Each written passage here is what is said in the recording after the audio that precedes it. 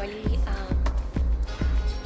my son is watching cartoon. Just a second. Welcome back to my channel. You might have seen a little bit of what my day was like.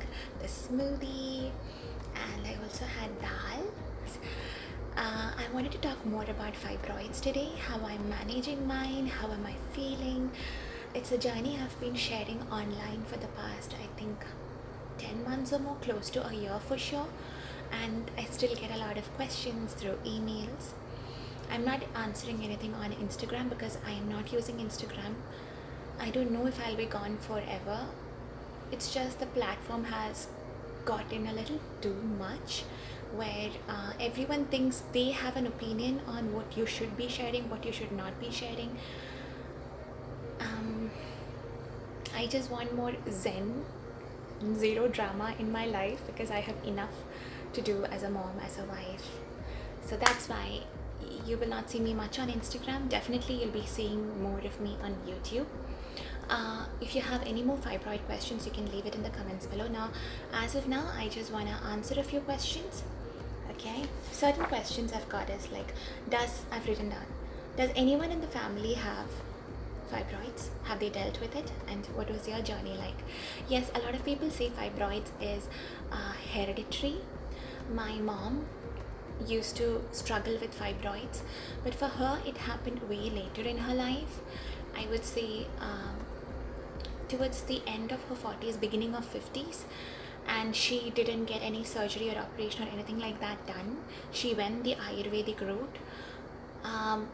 Hers was very big, I think like 6-7 centimeters, and almost every fibroid was 6 and 7 centimeters long. It wasn't pressing on her sciatica nerve, but it was definitely putting a lot of pressure on her urinary bladder. And my mom's periods were 21 days long, and all the doctors asked her to get her uterus removed, and their explanation was, anyways, you are past the childbearing age, you don't want any more children, so why don't you just get the uterus removed. Some people did speak about just treating the fibroids in itself. I think I forgot the name, I'll just insert it here. And my mom didn't want to go any of that route, so she stuck to Ayurveda. But her journey was so much more difficult because my mom she doesn't believe all the time. It's recording, yeah. My mom has a lot of difficulty believing that her body can be healed and she deserves to find peace and happiness. She always has that feeling of, oh no, it's not gonna work. So yeah, it kind of worked against her. That thought process worked against her.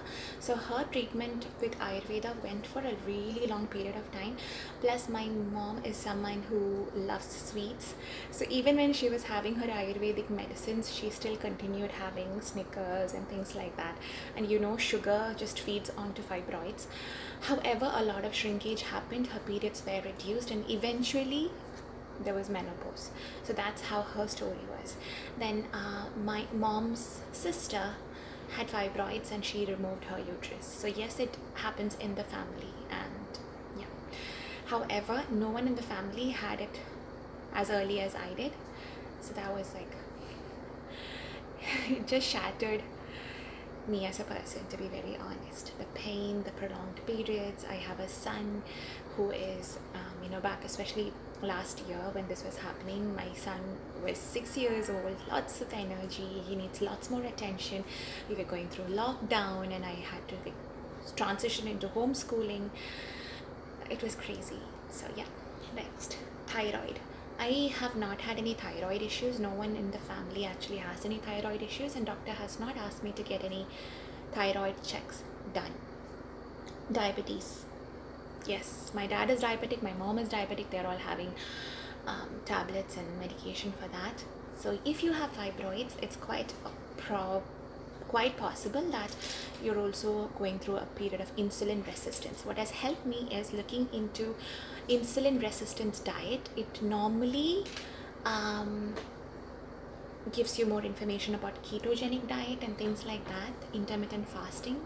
So yeah, what else was there? Painkillers. I'll show you the painkillers I used to have. By God's grace, I do not have it anymore. I haven't touched that from the moment my Ayurvedic medication kicked in, and I am so grateful.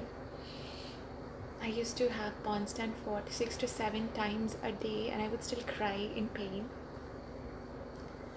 Okay, I'll just show you what I was having, but I do not have it anymore. However, I have a stock over here because yeah, fibroids is a journey. It's not like you have a bit of medication, then you go back to your old habits of eating whatever and not exercising and gaining weight, because if you do that, this stuff comes back. It just grows again. Okay, and I'm sorry, but I'm a normal human being and I have emotions. Thyroid, we have spoken about thyroid and diabetes.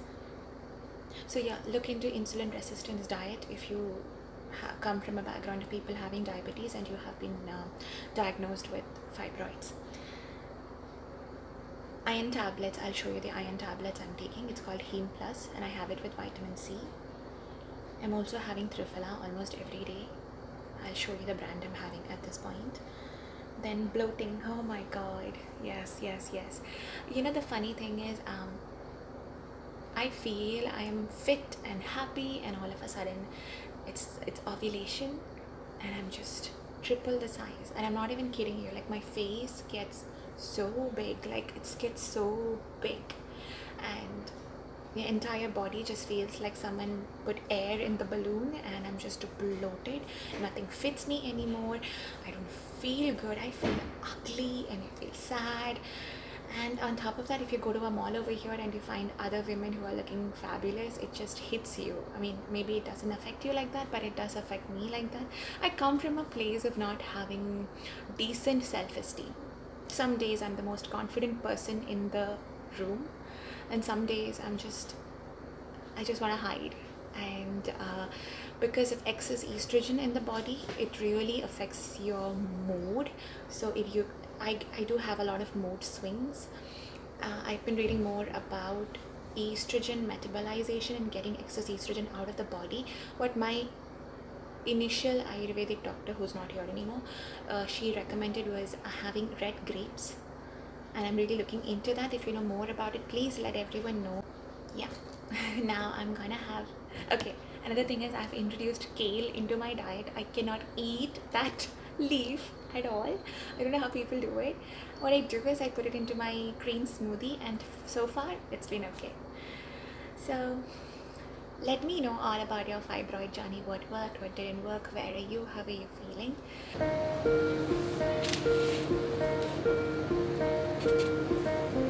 This is the iron tablet I take. It's called Heme Plus Blood Tonic. That's what it looks like. And this is Ponstan Fort.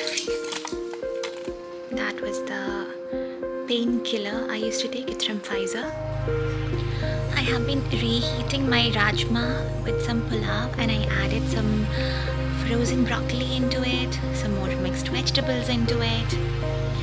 And I know doctors say you're not supposed to have much of any rice when you have fibroids, but no one can come between me and my rajma chawal. Happy dinner!